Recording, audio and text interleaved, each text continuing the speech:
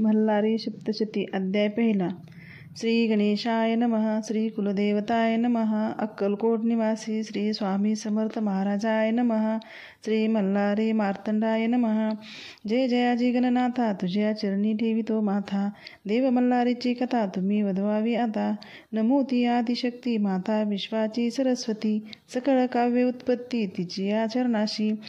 करू नमन स्वामी समर्थ सकळ जनांचा गुरुनाथ. तुम्हीच करता करविता या मल्हारी सप्तशतीचे. करीतो मी नमस्कार त्या माता पितयांचे उपकार. मज असती थोर दाखविले जगतयांनी.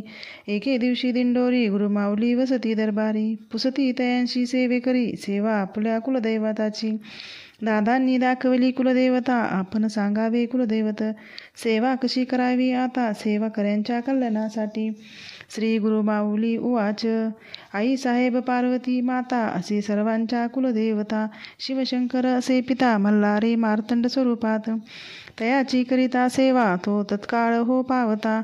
आशीर्वाद तयाचे मिळता सुख लाभे सेवेकऱ्यास. थोर ब्रह्मांड पुराणात मल्हारी कथा क्षेत्रखंडात. सांगितली जी नैमिषारण्यात सनतकुमार ऋषींनी. तो अवतरला मल्हारी या संसार सागरी.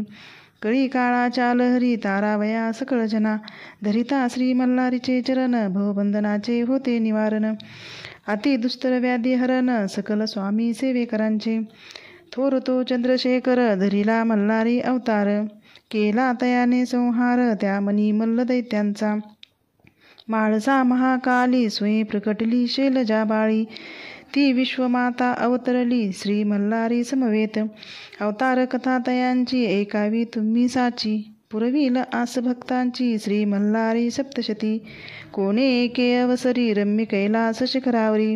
हिरे जडित मंदिरी महादेव शंभू वसे. आली तेथे भवानी नमस्कारीला शूलपाणी. एकांती अर्धांगी बैसोनी पुसती झाली शिवाशी. पार्वती उवाच. देवा तुमचे नाना अवतार तयासी नसे पार. जो उद्धरील मानवा भवसागर तयांचे महात्म सांगावे. करिता कोणते व्रत सेविता करे पवित्र. ऐसे कोणते तीर्थक्षेत्र सांगावे मज प्राणप्रिया. श्री शंभू उवाच. श्रीदेवी अंबिके वरानने तुझ सांगे न वचने. भक्तिमुक्तीची कारणे मल्हारी अवतार माझा.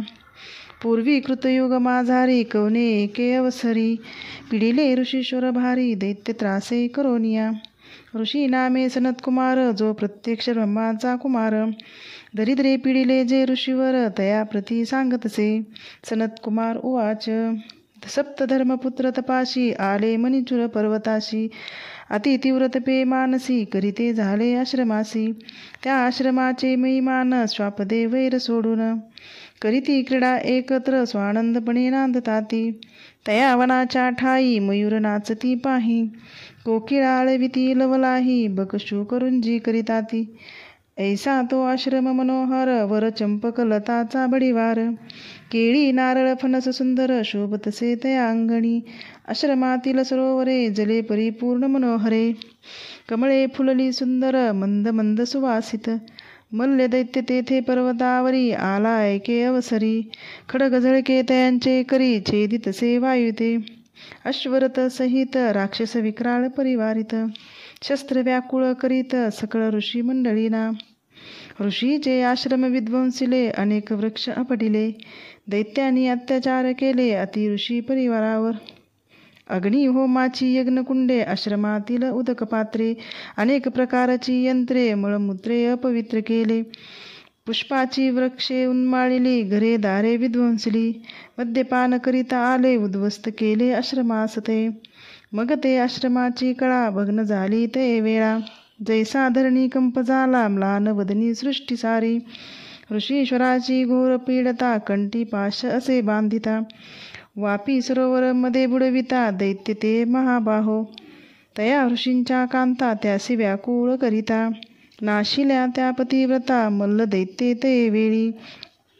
ऋषी बोलती मनी आता आश्रम सोडुनी. कोठे जावे आम्ही दैत्यांच्या पिडे करुनी.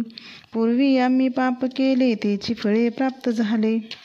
दैत्य आम्हा गांजिले आम्ही अनाथ झालो.